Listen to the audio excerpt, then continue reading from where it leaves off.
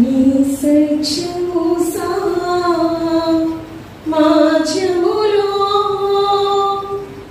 నీ నీతిని నా హృదయములో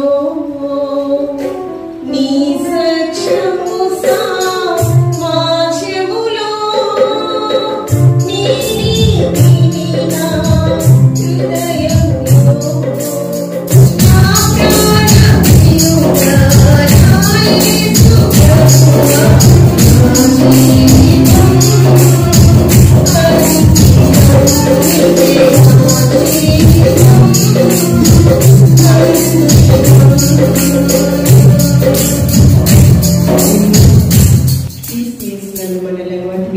ప్రేమించుచున్నటువంటి మన పరమ తండ్రికి మహిమయు ఘనతయు కలుగుగాక.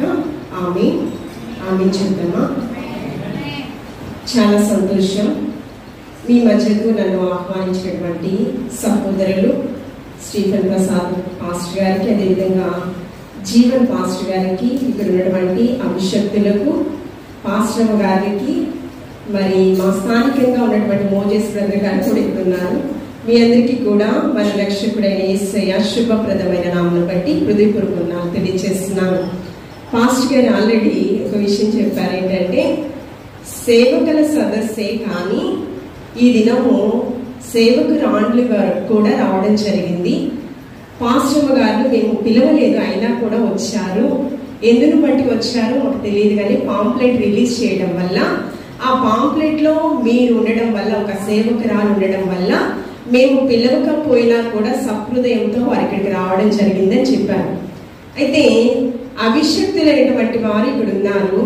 వారికంటే గొప్ప వ్యక్తిని కాదు, ఒక తోటి సహోదరిగా మాత్రమే మీ మధ్య దేవుని యొక్క వాక్యాన్ని పంచుకోవడానికి దేవాతి దేవుడు నాకు ఇచ్చినటువంటి సమయాన్ని బట్టి నేను ఎంతగానో సంతోషిస్తూ ప్రభువుని గణపరుస్తూ ఉన్నాను.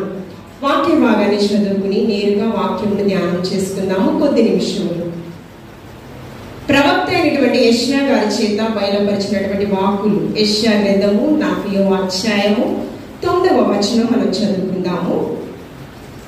యెషయా గ్రంథము 40వ అధ్యాయము 9వ వచనం చదువుకుందామండి.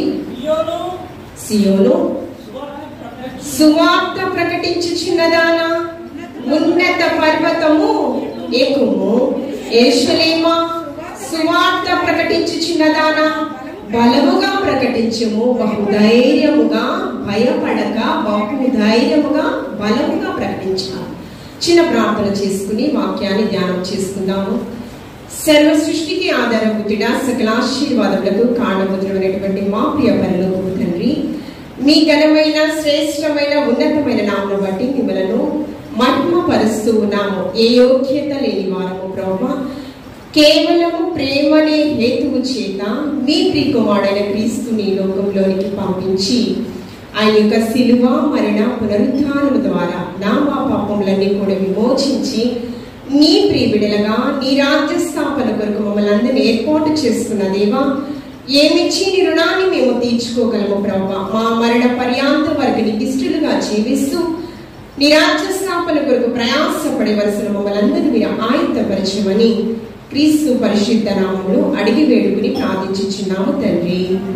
ఆమేన్. చదువుకున్నటువంటి లేఖన భాగంలో సియోను సువార్త ప్రకటించుచున్నదానా, భయపడక బలముగా బహుధైర్యముగా ప్రకటించాలి. ఇప్పుడు ఏర్పాటు చేయబడిన మనమందరము కూడా అభిషక్తులున్నారు, అభిషేకింపబడినటువంటి సేవకురాండ్లు ఉన్నారు.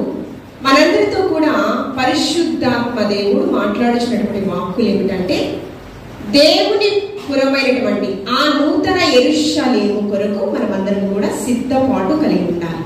అంతేకాకుండా అనేకులను ప్రభు వైపు ఆకర్షించే అగ్నిలో నుంచి లాగినట్లు కొన్ని ఆత్మలైన ప్రభు సన్నిధానానికి నడిపించడానికి ఒక పాత్రలుగా, సాధనాలుగా మనలందరినీ కూడా దాసులుగా ఏర్పాటు చేసుకోవడము జరిగింది. అయితే దేవుని పరిచర్యలో, ఈ ఘనమైన పరిచర్యలో మనం ఎలా ఉండాలి అంటే, సువార్త ఎవరైతే ప్రకటిస్తూ ఉన్నారో, సిలువ సువార్త, సత్య సువార్తను ఎవరైతే ప్రకటిస్తూ ఉన్నారో వారు ఎలా ఉండాలంట? భయపడక బహుధైర్యముగా ప్రకటించాలి. సేవకురాళ్లే కాదు, విశ్వాసులు ఉన్నారు, వీరు కూడా బాప్తిస్మం తీసుకున్న మీరందరూ కూడా భయపడక బహు ధైర్యముగా మీరు ప్రకటించాలి. రక్షణను స్వీకరించిన మనమందరం కూడా 9 మంచి సుగుణాలు కలిగి లోకంలో జీవించాలని ఈ దినము పరిశుద్ధాత్మ దేవుడు మనతో మాట్లాడబోచున్నాడు. దేవాతి దేవుడు దేవుని యొక్క ప్రతినిధిగా మీ మధ్య నన్ను ఏర్పాటు చేయబడడం జరిగింది కాబట్టి నా ద్వారా దేవాతి దేవుడు నన్ను మరుగుపరిచి మాట్లాడబోచున్నాడు. దానిని మనము విందాము, ధ్యానం చేద్దాము. చూడండి, మొట్టమొదటిగా రక్షణను స్వీకరించిన వారిని, క్రీస్తు పరిచర్యలో పాలిభాగస్తులుగా ఉన్న వారిని, త్రియేక దేవునికి లోకమునకు మధ్య వారధిగా నిలిచిన వారిని ఎవరైనా కూడా మొట్టమొదటిగా క్రైస్తవులు అనే పేరును బట్టి సంతోషించాలి, అతిశయించాలి. దేన్ని బట్టి? క్రైస్తవులు అనే పేరును బట్టి, ఆ పిలుపును బట్టి సంతోషించాలి, అతిశయించాలి. ఇప్పుడు ప్రస్తుతము రానున్న కాలంలో ప్రతికూల పరిస్థితులు చాలా చూస్తున్నాం. నేను క్రైస్తవుని అని చెప్పుకునే ధైర్యము, ఆ సత్తా, ఆ తెగువ మనలో ఉండాలి. చాలా మంది క్రైస్తవులు కానీ రిజర్వేషన్స్ కావాలి. క్రైస్తవులు ఎలా ఉండాలి అంటే కేవలం క్రీస్తుని కేంద్ర బిందువుగా కలిగి మాత్రమే జీవించాలి. మరి దేని కొరకు జీవించకూడదు?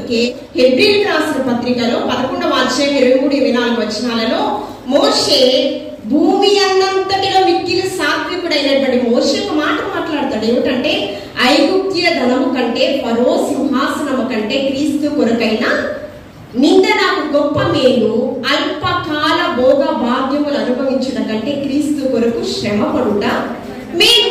అది ఎంత ప్రారంభములో క్రీస్తుని కేంద్ర బిందువుగా కలిగి జీవించినటువంటి భూమి అన్నంతటిలో మిక్కిలి సాత్వికుడు, నమ్మకస్తుడైనటువంటి మోషే ఇస్తున్నటువంటి సాక్ష్యం. మనము నమ్మకమైన క్రైస్తవులుగా ఉన్న మనమందరము కూడా ఎలా జీవించాలంట? రోషముతో రాజులైన యాజక సమూహంగా మనల్ని ఏర్పాటు చేసుకుని ఉన్నాడు. క్షయమైన వాటి కొరకు ఈ లోకంలో బ్రతికేవారు క్రైస్తవులే కాదు.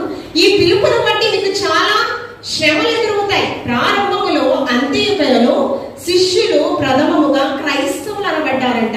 ఈ క్రైస్తవులు అనబడే ఈ యొక్క పదము 3 మార్లు పరిశుద్ధాత్మ దేవుడు పరిశుద్ధ గ్రంథములో లిఖించడం జరిగింది. మొదటిగా చూసినప్పుడు అపోస్తలుల కార్యములు 11వ అధ్యాయము 26వ వచనంలో అంత్యయుగంలో మొట్టమొదటిగా శిష్యులు క్రైస్తవులు అనబడ్డారు. రెండవదిగా అపోస్తలుల కార్యములు 26వ అధ్యాయం 3వ వచనంలో, అంతేకాకుండా పేతురు గారు రాసిన మొదటి పత్రికలలో 4వ అధ్యాయము 16వ వచనం మనం ఎలా జీవించాలి? నిజమైన క్రైస్తవులుగా ఈ లోకంలో జీవించాలి. అంతా కూడా తుచ్చముగా ఎంచుకోవాలి. శిథిలమైన ఈ గృహాలను విడిచి, అంటే క్షయమైన వాటి కోసం మనము ఏమి తిందుమా, ఏమి త్రాగుదమా, ఏమి సమకూర్చుకుందామా, పరిచర్యలోకి రాకముందు ఏమి లేవు, పరిచర్యకు వచ్చినటువంటి తరువాత క్షయమైన ఆశీర్వాదాలన్నీ పొందుకున్న వారిగా మనం ఉండవలసిన అవసరం లేదు. ఎలా ఉండాలి? అక్షయతను మనము ధరించుకున్న వారుగా, పరలోకమందు దేవుడు ఏర్పాటు చేయబడిన స్థిర నివాసమైన నూతన యెరూషలేములో మనం స్థానమును సంపాదించుకునే వారుగా ఉండాలి. అందుకని 666 ముద్ర ఎవరికంటే, ఎవరైతే నిజమైన క్రైస్తవులు కాని వారికి ఒక హెచ్చరిక.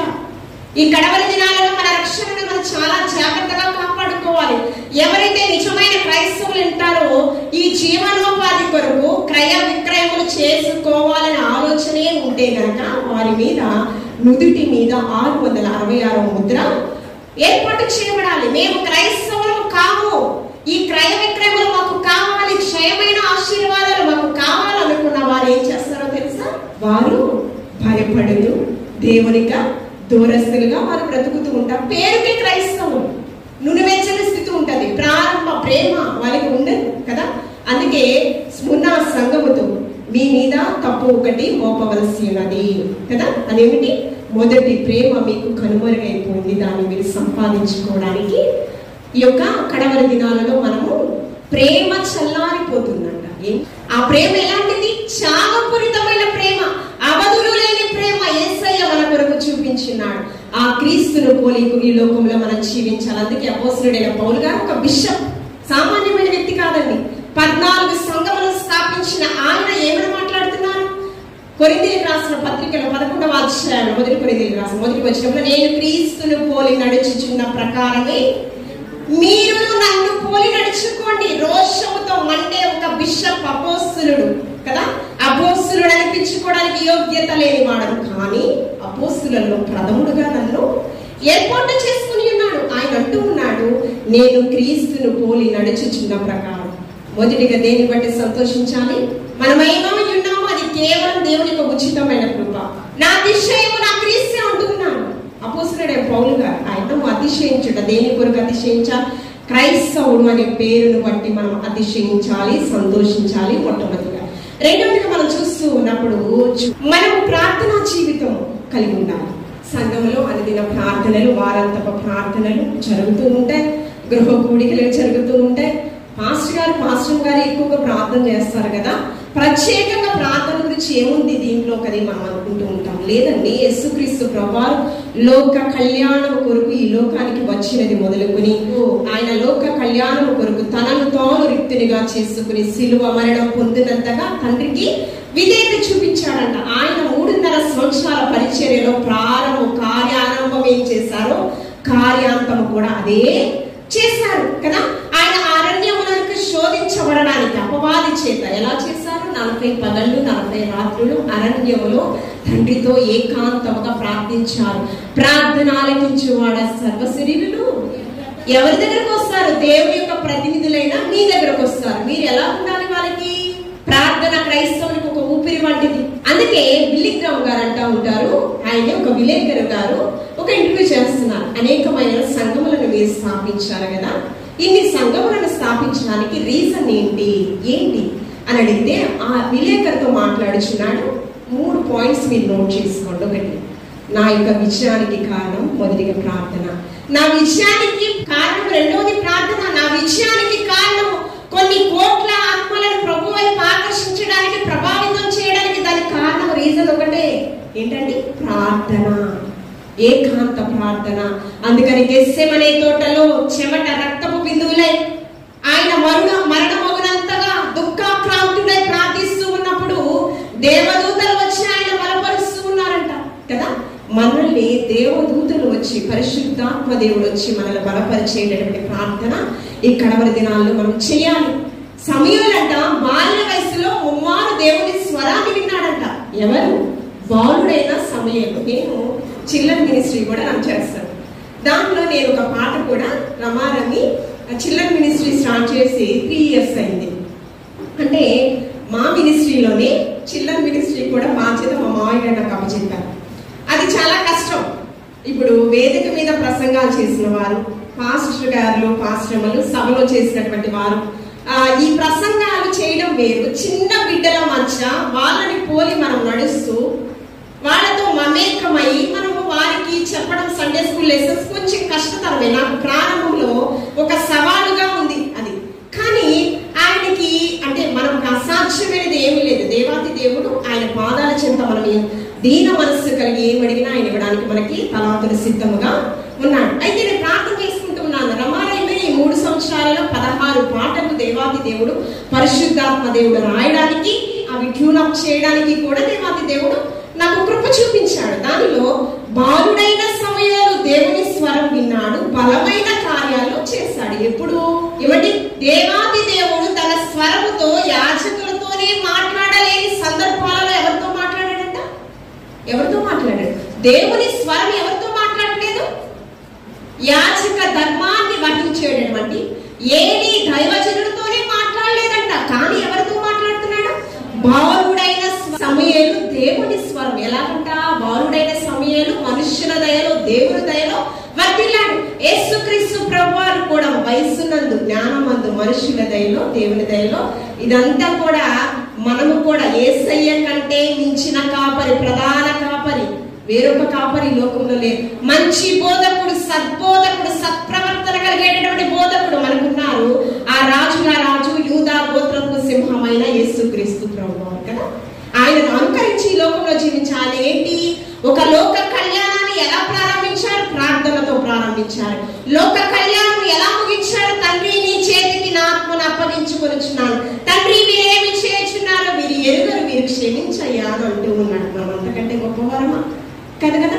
దేవునికి దాసుడు. పుట్టేటటువంటి చిన్న బిడ్డ దయ్యము పట్టినటువంటి కుమార్తె. ఆమె ఏం చెప్తుందంట? సోద చెప్తుంది. లోక రక్షకుడైన యేసుక్రీస్తు ప్రభువాన్ని ప్రకటించేటటువంటి వారు క్రీస్తు దాసులు మన మధ్య ఉన్నారని చెప్తుంది. ఎవరు చెప్తున్నారు? ఉదేడైనటువంటి దయ్యము పట్టినటువంటి ఒక చిన్న బిడ్డ చెప్తుంది, వీరు దేవుని దాసులు. మనం ఎవరికి దాసులము?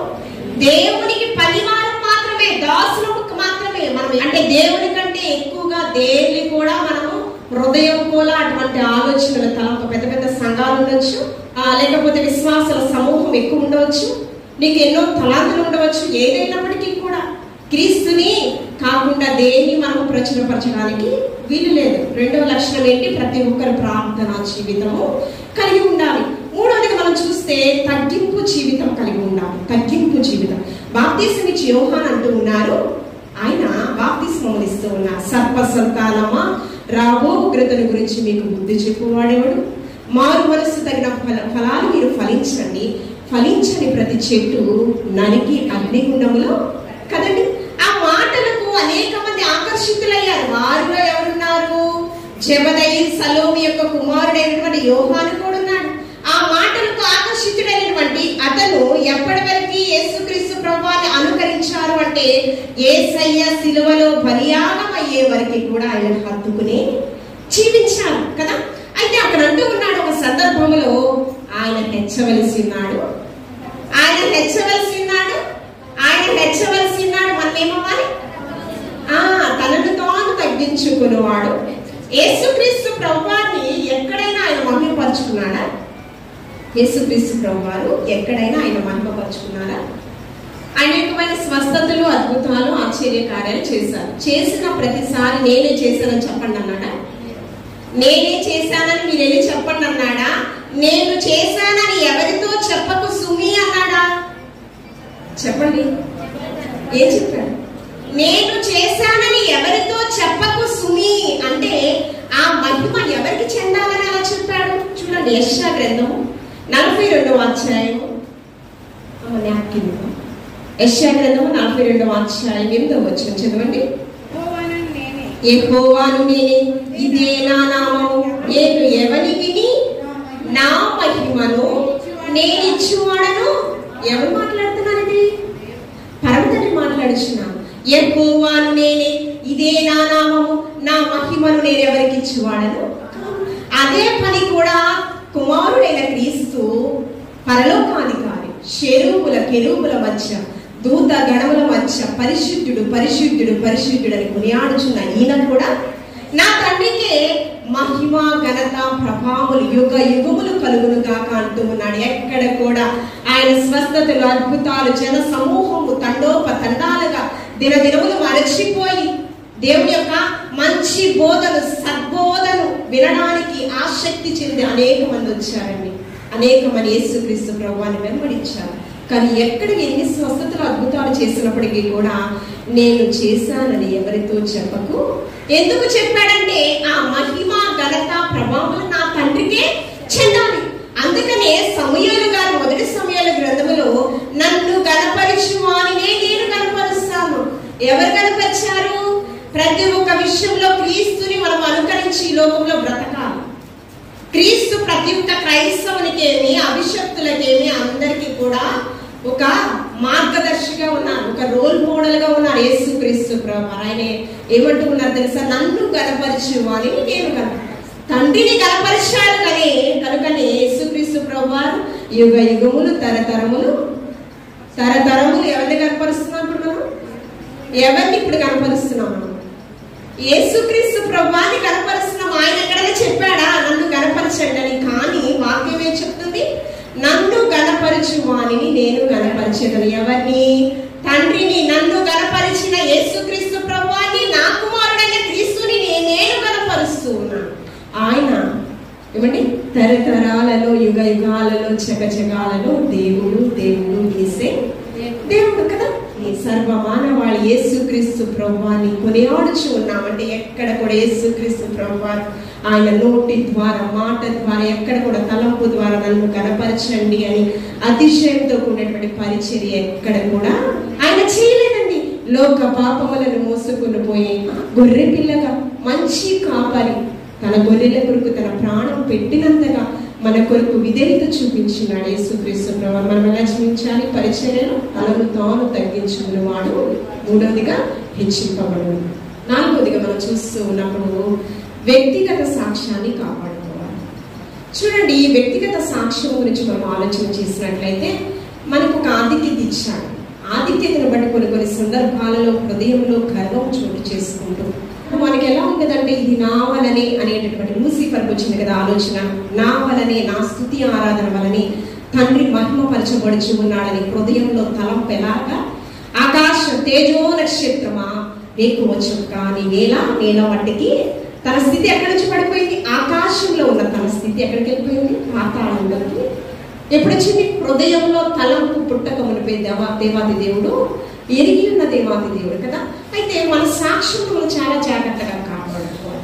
అది ఎలా ఉండాలంటే సాక్ష్యం మొట్టమొదటిగా కుటుంబంలో ఉండాలి, సంఘంలో ఉండాలి, సమాజంలో ఉండాలి. ఈ మూడు విషయాలలో సాక్ష్యం తప్పనిసరి.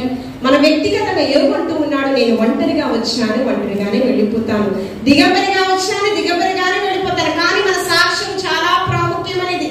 అందుకని నేల మట్టి నుంచి మనిషిని నిర్మిస్తే నాసికారంధ్రంలో జీవవాయువుగా నరుడు జీవాత్మాయను.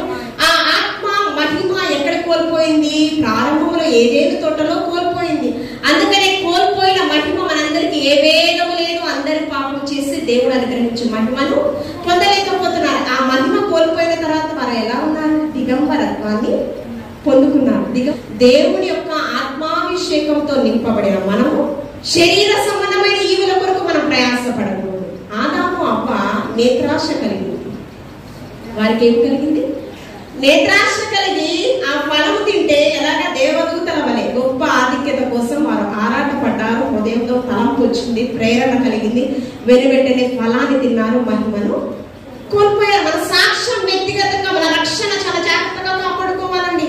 ఎలాగా? నా భర్త వల్లనే నేను దూరం అయిపోతున్నాను, నా భార్య వల్లనే దూరం అయిపోతున్నాను, నా బిడ్డల వల్ల దేవుని సన్నిధికి దూరం అయిపోతున్నాము.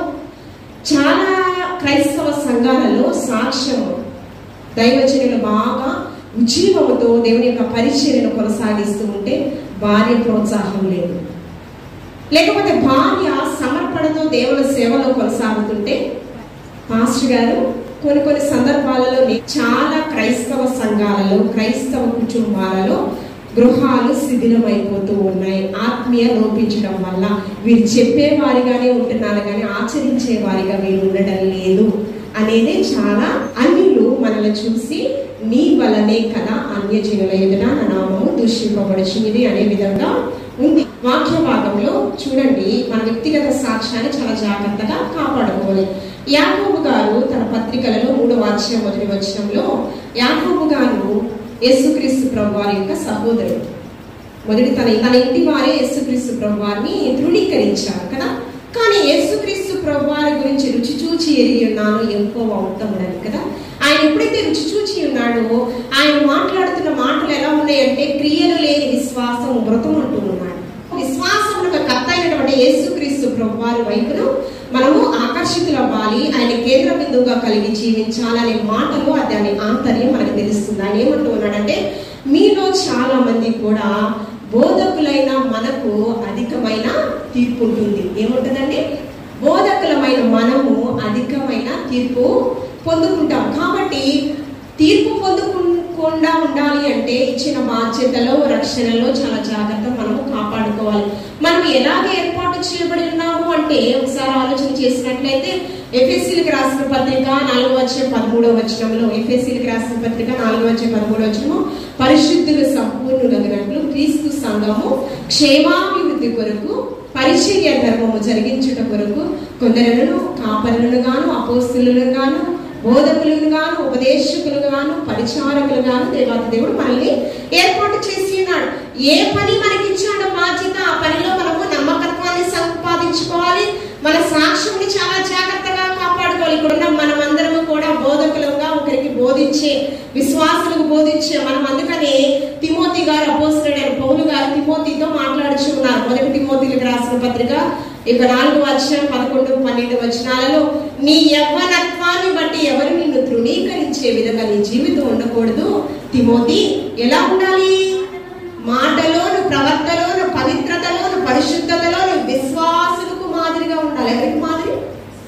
మీరు వారికి మాదిరిగా ఉండాలి. ఇక్కడ ఉన్నవారు మీరందరూ బోధకులు కదా, మీరు ఎవరికి మాదిరిగా ఉండాలి? అక్కడ కూర్చున్న నా తల్లులకు మాదిరిగా. నేను ఎవరికి మాదిరిగా ఉండాలి? నా కుమారుడికి మాదిరిగా ఉండాలి. కుమారుడు నా కుమారుడు, ఆ కుమారుడికి మాదిరిగా ఉండాలి. నా కుటుంబానికి మాదిరికరంగా ఉండాలి. నా సంఘానికి మాదిరికరంగా, వారికి మాదిరికరంగా కూడా నేను ఉండాలి. ఎలా ఉండాలంట? ఎవరు కూడా నీ యొక్క విశ్వాసాన్ని బట్టి వేలెత్తు చూపించడానికి వీలు లేదు. మనం ప్రకటించే బోధ పరిశుద్ధాత్మ దేవుడే గాని మనం కాదంట. ఎవరు ప్రకటిస్తున్నారు? పరిశుద్ధాత్మ దేవుడే గాని మనము మాత్రము కాదు. వ్యక్తిగత సాక్ష్యాన్ని 4వదిగా మనం చాలా జాగ్రత్తగా కాపాడుకోవాలి. 5వదిగా చూస్తూ ఉన్నప్పుడు కుటుంబాన్ని సంరక్షించాలి. 5వదిగా కుటుంబాన్ని సంరక్షించాలి. అందుకని మనం చూస్తూ ఉన్నప్పుడు 1 తిమోతికి రాసిన పత్రిక 2వ అధ్యాయం, ఈ వాక్యం నాకు చాలా ఇష్టమైన వాక్యం. ఈ వాక్యం నేను మా పాస్టర్కి చాలా సందర్భాల్లో చెప్తూ ఉంటాను. నేను ఎందుకు చెప్తానంటే చూడండి, 1 తిమోతికి రాసిన పత్రిక 2వ అధ్యాయము 4-5 వచనాలు చదవండి. సంపూర్ణ మాన్యత కలిగి తన పిల్లలను స్వాధీనపరుచుకోవాలి, తన ఇంటి వారిని బాగుగా, సరిగ్గా చదవండమ్మా, తన ఇంటి వారిని బాగుగా ఏలువాడనై ఉండవలెను. ఎవరైనాను తన ఇంటి వారిని ఏల నేరకపోయిన ఎడల ఏలా దేవుని సంఘమును పాలించడరు. అంతేనా? అంతేనా?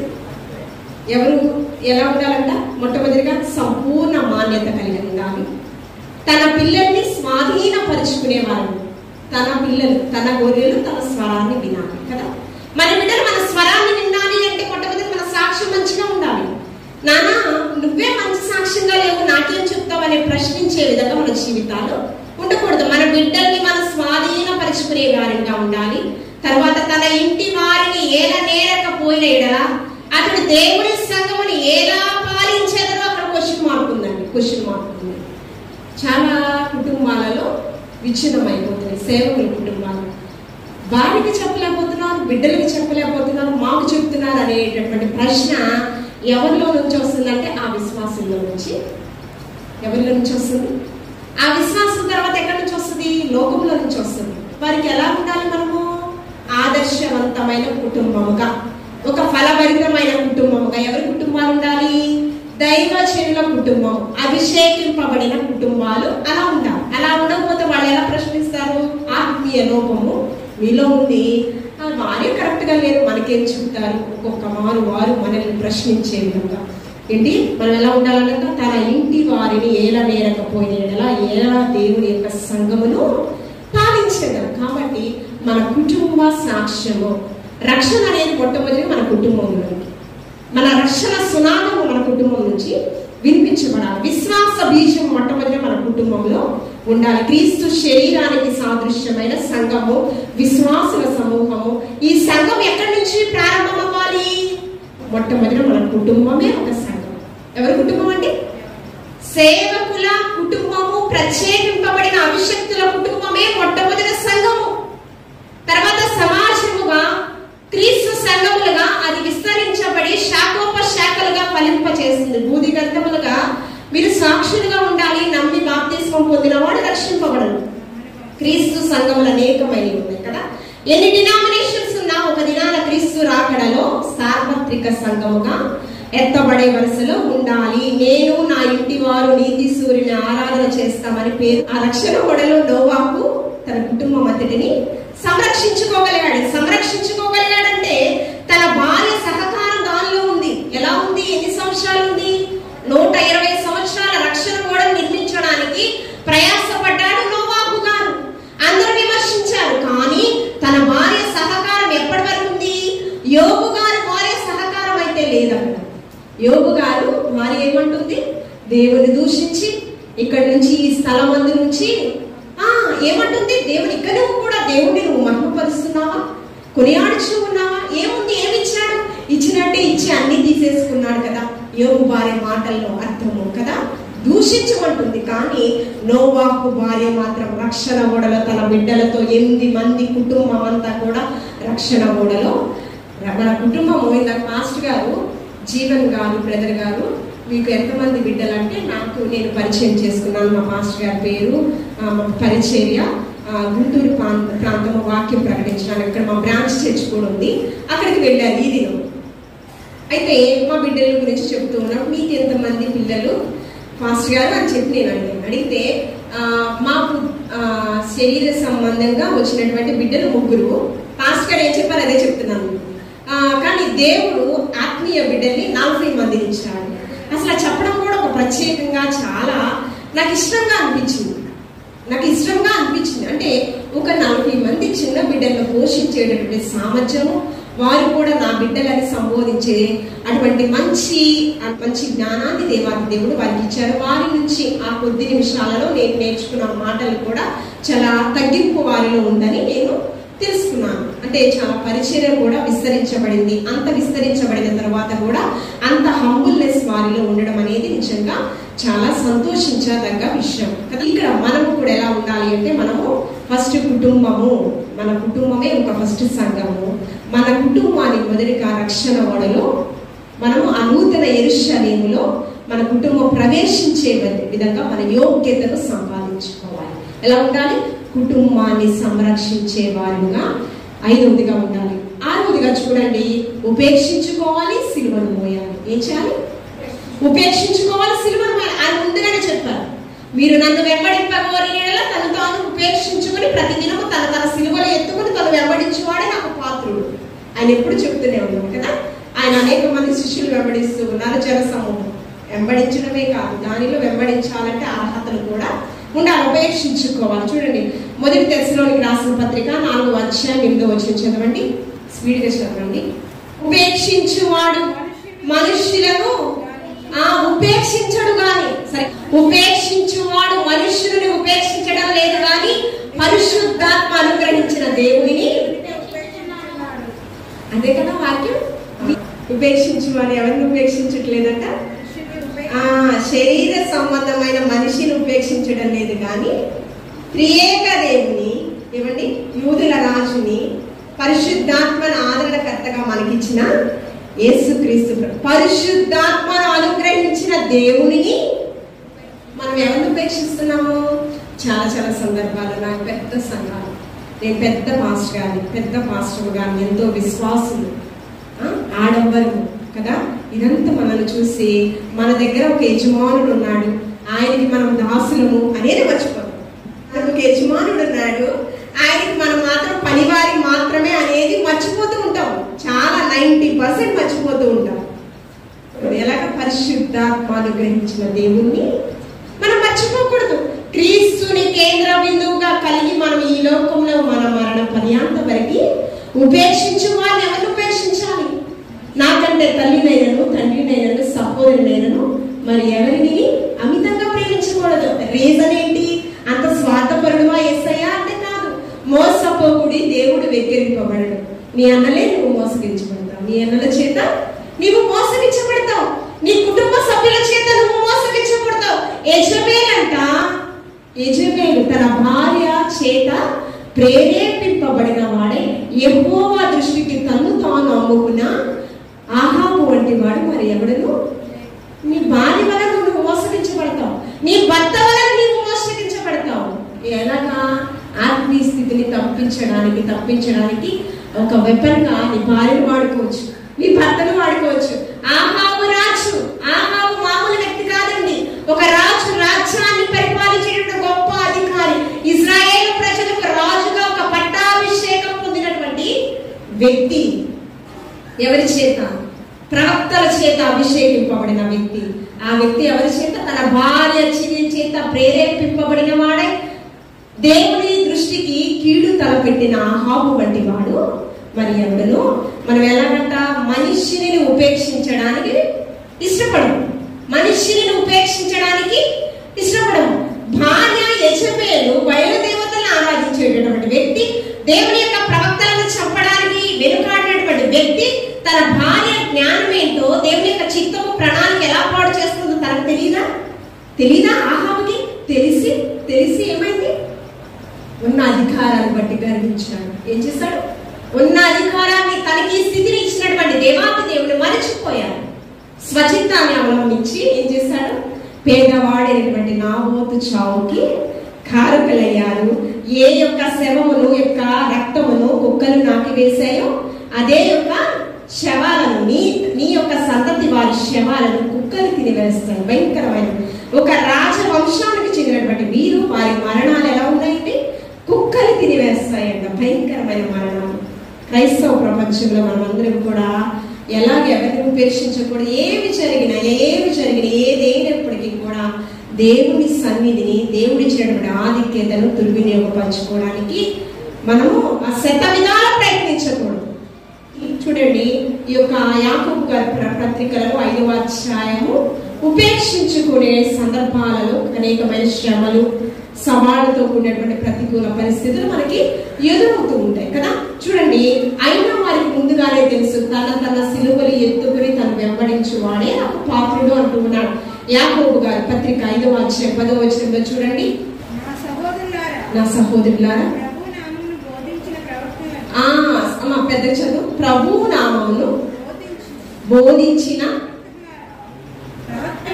ప్రవక్తలను శ్రమానుభవమును వారు దేన్ని కలిగి ఉన్నారు?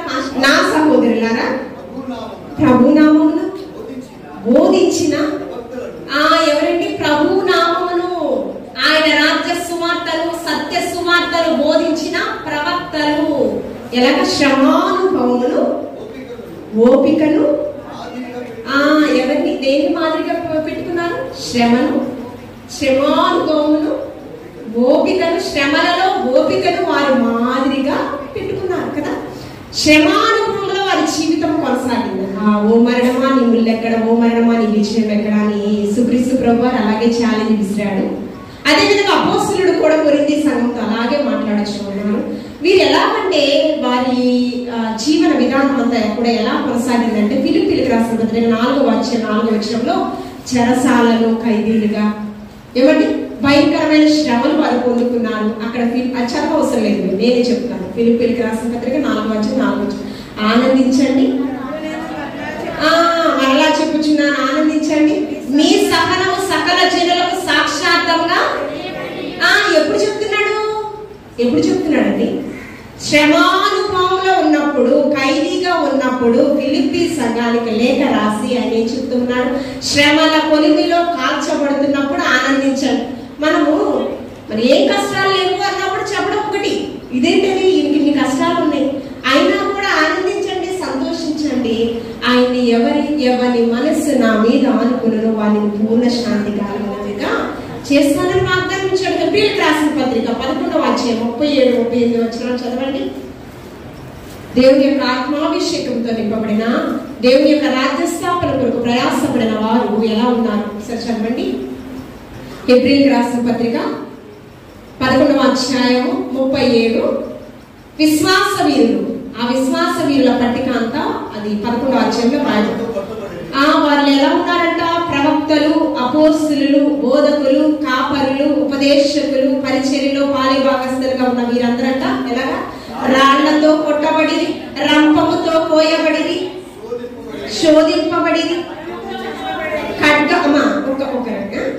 ఖడ్గముతో చంపబడి, గొర్రె చర్మములను మేక చర్మములను వేసుకొని దరిద్రులై ఉండి శ్రమపడి హింస పొందొచ్చు, అడుగులను, కొండల మీదను, గుహలలోను, స్వరంగములలోను తిరుగులాడచ్చు, సంచరించి అట్టి వారికి అది కంపల్సరీ చదవాలండి. అట్టి వారికి ఈ లోకము యోగ్యమైనది.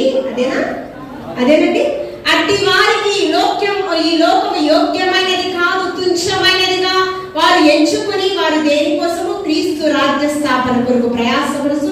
మనుషులు నిందించినప్పుడు, కొండ మీద ప్రసంగం ప్రారంభంలోనే ఆయన చెప్పారు, మనుషులను మిమ్మల్ని నిందించినప్పుడు చెడ్డ మాటలు రాసుకున్నారా? హెబ్రీయులకు రాసిన పత్రిక 11వ అధ్యాయం 37-38 వారు పొందుకున్న కష్టాలు, శ్రమలు అన్ని కూడా వ్రాయబడి ముందుగానే కొండ మీద ప్రసంగంలో చెప్పారు. జన సమూహానికి శిష్యులకు ఏం చెప్పారు?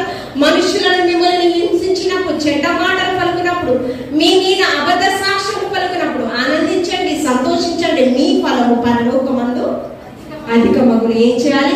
ఉపేక్షించుకోవాలి. ప్రతి దినము తన సిలువలు ఎత్తుకుని తను వెంబడించేవాడు మాత్రమే నాకు పాత్రుడు. రెండోది ఎలా జీవించాలంటే మనం ఈ లోకంలో రెండోది ఎలా జీవించాలి? ఇప్పుడు చెప్పిన పాయింట్ ఎన్నో పాయింట్ అంటే 6వ పాయింట్ ఉపేక్షించుకోవాలి, సిలువను మోయాలి. 6వ పాయింట్ 7వ పాయింట్ 9 పాయింట్లు చెప్పి ముగిస్తానండి. ఇక 3 పాయింట్లు ఉన్నాయి చూడండి. సత్యవాక్యమును సరిగా ఉపదేశించాలి. ఎలాగా? సత్యవాక్యం. పిలాతు అడుగుతున్నాడు, నువ్వు దేన్ని ప్రకటిస్తున్నావయ్యా? పిలాతు అడుగుతున్నాడు, నువ్వు దేన్ని ప్రకటిస్తున్నావు? ఆయన అంటూ ఉన్నాడు, సత్యాన్ని ప్రకటిస్తున్నాడు. సత్యం అనగా ఏంటి? అది ఈ లోక సంబంధమైనది కాదు, పరలోక సంబంధమైనది. సత్యము, సత్యానికి స్థాపకుడు రక్షకుడు మన ప్రభువైన యేసుక్రీస్తు ప్రభువు. నేనే మార్గమును సత్యమును జీవమై ఉన్నాను. ఏమంటున్నా? నేనే సత్యాన్ని. అందుకనే గలతీయులకు రాసిన పత్రిక 5వ అధ్యాయం 22వ వచనంలో ఆయన అంటున్నాడు, మీకు బాగుగా పరిగెత్తుచున్నారు కానీ సత్యమునకు విధేయులు కాకుండా ఎవరో మిమ్మల్ని అడ్డగించుచున్నారు. ఈ ప్రేరేపణ మిమ్మల్ని కొలుచుచున్న వారి వలన. గలతీయులకు రాసిన 5వ అధ్యాయము 8వ వచనం చదవండి. 7-8 వచనాలు. మీరు బాగుగా పరిగెత్తుచుంటే సత్యములకు విధేయులు కాకుండా మిమ్మును ఎవరు అడ్డగించెను? ఈ ప్రేరేపణ మిమ్మును పిలుచుచున్న వారి వలన. బాగా ప్రయాసపడుతున్నారు, బాగా పరిగెత్తుచున్నారు, బాగా ప్రయాసపడుతున్నారు. నిజంగా మీరు దేవుని సేవ చేస్తున్నట్లుగానే ప్రయాసపడుతున్నారు. కానీ సత్యానికి విధేయులు కాకుండా ఎవరో మిమ్మును అడ్డగించుచున్నారు. ఈ ప్రేరేపణ అయితే మిమ్మును పిలుచుచున్న నా వలన మీరు పొందుకున్నది. సత్యానికి విధేయులు కాకుండా అంటే, సత్యానికి విధేయులు కాకుండా ఆపోజిట్ ఏంటండి? అసత్యమే కదా. అసత్యానికి విధేయులు అవుతున్నారు. ఈ ప్రేరేపణ నేను ఇచ్చింది కాదు, ఎవరో మిమ్మల్ని ప్రేరేపిస్తూ ఉన్నారు పాపంలో కదండి, అసత్య మార్గంలో మిమ్మల్ని ప్రేరేపిస్తూ ఉన్నారు. ఆయన అంటూ ఉన్నాడు చూడండి, మనం ఎలాగంటే సత్య వాక్యాన్ని ఉపదేశించాలి, ఉన్నది ఉన్నట్లు ఉపదేశించాలి మనం. అందుకనే యోహాను గారు రాసిన ప్రకటన గ్రంథంలో 22వ అధ్యాయంలో కూడా ఈ యొక్క పరిశుద్ధ గ్రంథంలో లేఖనముల నుంచి ఒకటి తీసినా పొందుపరిచిన వారి మీద నేనేం చేస్తాను? తెగుళ్లను రప్పిస్తాను. చూడండి, ఎఫెసీయులకు రాసిన పత్రిక 4వ అధ్యాయం 25వ వచనం. ఎఫెసీయులకు రాసిన పత్రిక 4వ అధ్యాయం 25. ఒకరికొకరు మనము అవయవములము అయి ఉన్నాము. మనమందరము క్రీస్తు శరీరములో మనమందరం కూడా అవయవాలు. అబద్ధము ఆడుటమాని ప్రతివాడు తన పొరుగు వానితో సత్యమే. చాలా సందర్భాల్లో పాస్టర్లు కూడా పాస్టర్ నమ్మలేని పరిస్థితిలో ఉంటున్నారు. దైవజనుల్ని నమ్మలేని పరిస్థితుల్లో చాలా సందర్భాలలో మనం క్రీస్తు శరీరములో అవయవాలుగా ఉన్నాం కదా. మనం ఎలా ఉంటారంట? క్రీస్తు సంఘము, ఆ సంఘమైన విశ్వాసుల సమూహము కదా. కాబట్టి ఆయన శరీరములో మీ కొరకైన నా శరీరము, మీ కొరకైన నా రక్తము కదా. నేను వచ్చే పర్యంత వరకు మీరు నా నిమిత్తము సాక్షులుగా ఉండాలి. ఎలా ఉండాలి? మనం ఒకరికొకరు అవయవమై ఉన్నాం కాబట్టి అసత్యాన్ని మీరు బోధించరు. మొదటి కొరింథీయులకు రాసిన పత్రిక 15వ అధ్యాయం. చాలా మంది రక్షణ పొందుకున్నావా? కొన్ని సందర్భాలలో హృదయము వాక్యము ఖడ్గం వంటిది, వాక్యము అగ్ని వంటిది. విశ్వాసులు తెలిసి తెలియక నోటి ద్వారా, తలంపు ద్వారా, మాట ద్వారా, క్రియ ద్వారా ఏదైనా పాపంలో ఉంటే వారు హృదయంలోకి ఆ వాక్యం చొచ్చుకుని వారు ఆ మనోనేత్రాలు వెలిగించబడితే పర్లేదు. ఏమవుతుంది? కొన్ని సందర్భాల్లో పాస్టర్ గారు మా గురించే వాక్యం చెప్తున్నారని వారు ఏం చేస్తారు? దేవుని సన్నిధి నుంచి ఏం చెప్తారు? దూరం అవుతారు. కొంతమందికి ప్రారంభంలోని సైకిల్ ఉంటుంది, ఖాళీ నడుపు ఉంటుంది. చాలా తక్కువ టైంలో బిల్డింగ్స్ వచ్చేస్తాయి, కార్లు వస్తాయి, చాలా విలాసవంతమైన జీవితం వస్తుంది. సేవకులకు కష్టపడకుండానే ఫలితాన్ని పొందుకుంటూ ఉంటారు కొంతమంది ఒక సంఘంలో ఉన్న మందను చెదరగొట్టి వారి సంఘానికి ఆకర్షితులు చేస్తారు. ఎలాగా? సత్యవాక్యాన్ని ఉపదేశించకుండా కల్పనా కథలు చెప్తూ మభ్య పెడుతూ ఏం చేస్తారంటే వాళ్ళు, మీరు పాస్టర్ అలాగే చెప్తారు, ఇప్పుడు వీరిని మనుషుల్ని సంతృప్త పరిచే వాక్యం మీకు పూరే గుడిసె మిద్దైపోతుంది, క్షయమైన ఆశీర్వాదాలన్నీ మీకు వస్తాయి. భౌతికపరమైన ఆశీర్వాదాలన్నీ మీకు వస్తాయి. మిమ్మల్ని నొప్పించే వాక్యాలు మా సంఘంలో ఎప్పటికీ మేము చెప్పము. ఇవి ఎవరి కొరకు ఏర్పాటు చేయబడిన వారు? మనుషుల్ని సంతృప్తపరిచే వాక్యాలు. మీరు అపవాది సంబంధులు, అబద్ధ బోధకులు అని కూడా వారికి పేరు. కానీ సత్యవాక్యాన్ని సరిగా ఉపదేశించినప్పుడు మన సంఘం నుంచి విశ్వాసులు చెదిరిపోరు. నువ్వు నేరుగా ఏం ప్రకటించాలో అదే ప్రకటించాలి. చూడండి 3వ వచనం చదవండి. 3వ వచనం చదవండి. ఏ ఉపదేశం ఇచ్చారంట? ఏ ఉపదేశం ఇచ్చారు? 1 కొరింథీయులకు రాసిన పత్రిక 15వ అధ్యాయం 3వ వచనం. నాకు ఇవ్వబడిన ఉపదేశము మొదటి మీకు అప్పగించబడింది, అదేమనగా లేఖనముల ప్రకారము మన పాపముల నిమిత్తము మృతి పొందాడు, సమాధి చేయబడ్డాడు, లేఖనముల ప్రకారము 3వ దినాన మరణాన్ని చేయించి మృత్యుంజయుడే తిరిగి లేచాడు కదా. మరణాన్ని చేయించి మృత్యుంజయుడే తిరిగి లేచాడు. ఆ పునరుత్థానంలో నీకు నాకు స్థానాన్ని ఇవ్వడానికి దేవాది దేవుడు ఆయన స్వరక్తం ఇచ్చి సొత్తైన జనాంగంగా మనం కూడా ఏం చేస్తాము? మరణం తర్వాతే కొత్త జీవితం ఉంది. నీవు క్రీస్తుని సొంత రక్షకునిగా ఎందుకు అంగీకరించాలి అంటే, ఒక నూతన విశ్వాసికి నువ్వు వాక్యాలు ప్రకటించేటప్పుడు ఒకటి నేరుగా చెప్పాల్సింది, నీ కొరకు మరణించాడు, సమాధి చేయబడ్డాడు, సిలువ వేయబడ్డాడు, మృత్యుంజయుడే తిరిగి లేచాడు కదా. ఆయన బ్రతికిన దినాలలో కూడా పునరుద్ధానానికి సాదృశ్యంగా లాజరును సమాధిలో నుంచి క్రైస్తవుని రక్షణను స్వీకరించిన మీకు కూడా ఇవన్నీ మరణం తర్వాత ఒక క్రొత్త జీవితం ఉంది అని మాత్రమే మనం పరిచయం చేయాలి. యేసయ్య దగ్గరకు వస్తే క్షయమైన ఆశీర్వాదాలు వస్తాయని మనం పరిచయం చేస్తే, ఆ క్షయమైన ఆశీర్వాదాలు దూరమైనప్పుడు ఇక్కడ తల్లు కూడా ఉన్నారు, మీరు కూడా ఉన్నారు కదా. నయోమి నన్ను నయోమి అని పిలవద్దు, మారా అని పిలవమంది. ఎందుకు పిలవంది? బెత్లెహేము రొట్టెల గృహం నుంచి కరువు వచ్చిందని ఎక్కడికి వెళ్ళిపోయింది? మోయాబు దేశానికి వెళ్ళిపోయింది. అక్కడికి వెళ్ళిపోయి క్షయమైన ఆహారం కోసం వెళ్ళిపోయి తీరని నష్టాన్ని తెచ్చుకుంది నయోమి. ఎవరు తెచ్చుకున్నారు? సింపుల్. ఇప్పుడు మీరు వాటినే పరిచయం చేశారనుకోండి, అవి లేనప్పుడు దేవుడి నుంచి వెళ్ళిపోతారు. అవి వెళ్లకుండా ఉండాలంటే సత్యవాక్యం, వాక్యం మిమ్మల్ని బ్రతికిస్తుంది, నిత్య జీవానికి చేర్చేటటువంటి మార్గం అయి ఉన్నది. మిమ్మల్ని పరలోక రాజ్యానికి, ఆ స్వర్గంలోకి చేర్చుతుంది. మరణం తర్వాత ఒక క్రొత్త జీవితం. ఈ లోకంలో జీవన పోరాటంలో చింతలేని మనిషి, చింతలేని గృహం నేటి దినాలలో లేనే లేదు కదా. ఒక గృహం ఉంది, అది నూతన యెరూషలేము, అది పరలోకంలో ఉంది. ఇక్కడ ఎలా ఉందంటే ఏడుపులు ఉండవు, కన్నీరు ఉండదు, వేదనతో కూడినటువంటి జీవితం అసలే ఉండదు, నిత్యము శాశ్వతమైన ఆనందం అక్కడ ఉంటుందని ఎలా ప్రకటించాలి? సత్యవాక్యము లేఖనములలో ఉన్నది ఉన్నట్టు మనము ఉపదేశించాలి. మరణం తర్వాత క్రొత్త జీవితము, సిలువ మరణ పునరుద్ధానం ద్వారా యేసయ్య మన పాపములు విమోచించాడు. మీకు కూడా పునరుద్ధానం ఉంది. అది ప్రకటిస్తే ఎక్కడ మన విశ్వాసులు మన దగ్గర నుంచి వెళ్ళిపోరు. తర్వాత చూడండి 8వదిగా మనము 7వదిగా సత్యవాకును సరిగా ఉపదేశించే వారుగా ఉండాలి. 8వదిగా ఫలములతో నింపే వారిగా ప్రతి ఒక్క దైవజనుడు సేవకురాలు ఉండాలి. ఏమండి? ఫలములతో అంజూరపు చెట్టు కటి నాటెను ద్రాక్షావనమందు, పూతాలేదే పిండాలేదే పచ్చని ఆకులతో నిండే, తోటమాలి యేసు అమితమైన ప్రేమతో అడిగెను గడువు ఒక అవసరము. ఎలాగా? అంజూరపు చెట్టు నాటిన ద్రాక్షను కదా.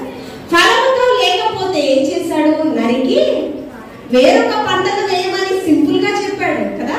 మనకు ఫలాలు కావాలి, క్రియలు లేని విశ్వాసం వృధము కదా.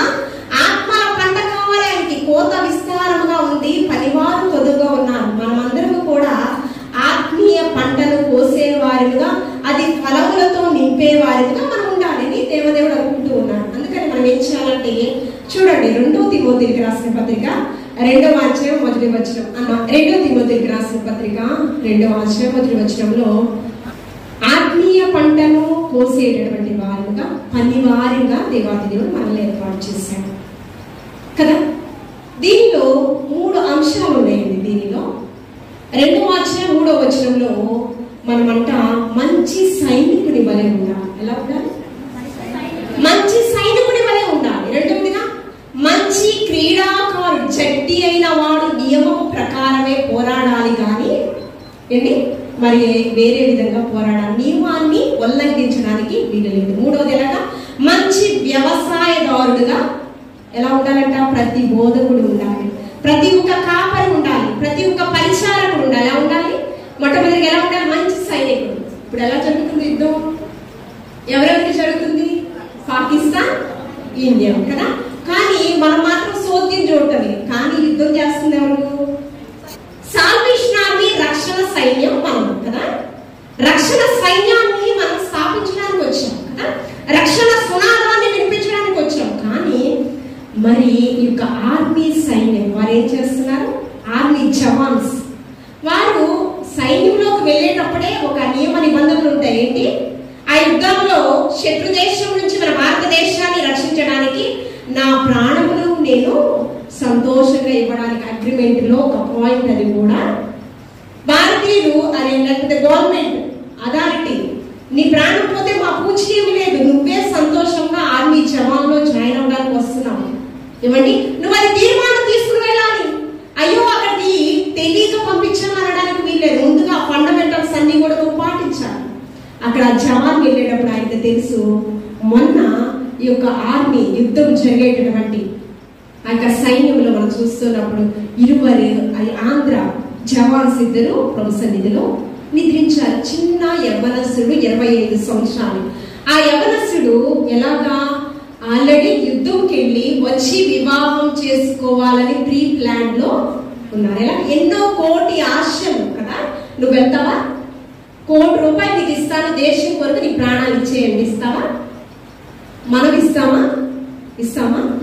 జవాన్స్ కొరకు మనము ప్రార్థించాలి. సంఘంలో ప్రతిదినం ప్రాణాలు ఇచ్చే జవాన్స్ వారి కొరకు వారు ఏం చేయాలి? మంచి సైనికుడు వలె మన ప్రాణము కొరకు మనము పోరాడకూడదు. ఈ లోకంలో యాత్రను ముగించే వరకు ఓ మరణమా నీ ఉల్లెక్కడ? మరణమే ఎదురైనా, ఉపద్రవాలు ఎదురైనా, శ్రమలే ఎదురైనా నా యేసయ్య ప్రేమ నుండి నన్ను ఏది కూడా వేరుపరచదు అనడాగా ప్రవీణ్ గారు అనగా ప్రభు సన్నిధిలో నిద్రించారు. ఇందాక కూడా జీవన్ బ్రదర్ గారు మాట్లాడారు. ఆయన చనిపోయిన తర్వాత ఇంకా సువార్త ప్రకటింపబడుచున్నది కదా.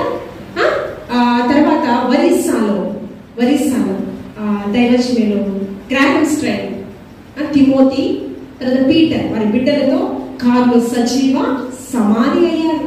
వారిని ఇంకా మనం స్మరించుకుంటూ ఉన్నాం. మిషనరీస్, హతసాక్షులు వారు కదా. మనం హతసాక్షులు అవ్వాల్సిన పని లేదు. కానీ ఏమంటే గురి యొద్దకే పరిగెడుచున్నాము క్రీస్తుని పిలుపుతో. ఏమంటే సత్యవాక్యాన్ని సరిగా ఉపదేశించి క్రీస్తును అగ్నిలో నుంచి లాగినట్లు కొన్ని ఆత్మలైన క్రీస్తులోనికి మనం నడిపించే వారిగా మనం ఉండాలని రోషముతో మండే దైవజనుడిగా మనం ఉండాలి. మనం ఎలా ఉండాలంటే మంచి సైనికుల వలె నీ ప్రాణం సహితము లెక్క చేయనంత, నిన్ను నువ్వు ఉపేక్షించుకునేనంత, నిన్ను నీవు మర్చిపోయి దేవుని కొరకు బ్రతికే అంటే దైవజనుడిగా నీవు ఉండాలని, ఆ పంట ఆత్మీయ పంటను ఫలములు వచ్చే విధంగా నువ్వు ప్రయాసపడాలని దేవుడు చెప్తూ ఉన్నాడు. మొట్టమొదటిగా మంచి సైనికులు వలె ఉండాలంట. రెండవ అధ్యాయంలో మంచి క్రీడాకారుడుగా ఉండాలి. ఇందాక ఎలా చెప్పారు? జట్టి అయిన వాడు క్రీడాకారుడు నియమం ప్రకారం పోరాడాలి. ఎలాగా? అందుకని మీకు బాగా ప్రయాసపడుచున్నారు, బాగా పోరాడుచున్నారు. ఇంకా చదువుకున్నటువంటి గల్తీ 5వ అధ్యాయం 6వ వచనంలో కానీ సత్యానికి విధేయులు కాకుండా కదా. కానీ పౌలు గారు అంటున్నారు, మంచి పోరాటం పోరాడారు, నా పరుగు నేను కడముట్టించాను, విశ్వాసమును నేను కాపాడుకున్నాను. ఎక్కడ కూడా విశ్వాసం నుంచి నేను వైదొలగలేదు, ఎవరి మనుషులకి కులుతులకు నేను ప్రేరేపితం అవ్వలేదు. ఆయన అంటూ ఉన్నాడు కదా, నా కొరకు నీతి కిరీటము దాచబడి ఉన్నది కదా. అంత గొప్ప సాక్ష్యం ఇచ్చే విధంగా మన సాక్ష్యాన్ని బట్టి తండ్రి మహిమపరిచే విధంగా మన జీవితం కోసం. రెండవదిగా మంచి క్రీడాకారుడు వలె మనం ఉండాలి. ఆ క్రీడాకారుడు చాలా శరీరాన్ని నలగబట్టుకోవాలండి. శరీరాన్ని నలగబట్టుకోకుండా క్రీడాకారుడు మన శరీరం నిత్యము అలసిపోతూ సొలసిపోతూ ఉండాలండి. ఎలా ఉండాలి? క్రీడాకారుడు ఆ యొక్క పరుగు పందెంలో పోరాడాలంటే చాలా ట్రైనప్ చేయాలి. తన శరీరాన్ని నలగబట్టుకోవాలి, వ్యాయామం ఉండాలి. ఏమంటే ఏది పెడితే అది తినడానికి వీల్లేదు. అందుకని బాప్తిసం ఇచ్చో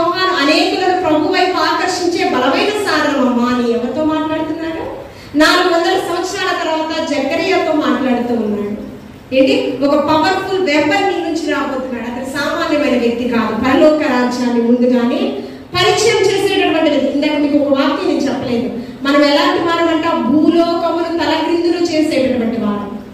ఆమె ఎలాంటి వారమండి, భూలోకాన్ని తలక్రిందులు చేసేటటువంటి వ్యక్తులు. మనం సామాన్యమైన వ్యక్తులు కాదు. కైసర ధర్మశాస్త్రానికి విరుద్ధంగా ప్రకటిస్తూ ఉన్నారు ఈ యొక్క పౌలు శీలలు. ఎవరు? భూలోకమును తలక్రిందులు చేసేటటువంటి వారు మన మధ్యకు వచ్చారు, రక్షణ సునాదాన్ని వినిపిస్తూ ఉన్నారు అని ఎవరు మాట్లాడుతున్నారో తెలుసా? శాస్త్రులు, పరిసయ్యులు, సద్దూకయ్యులు.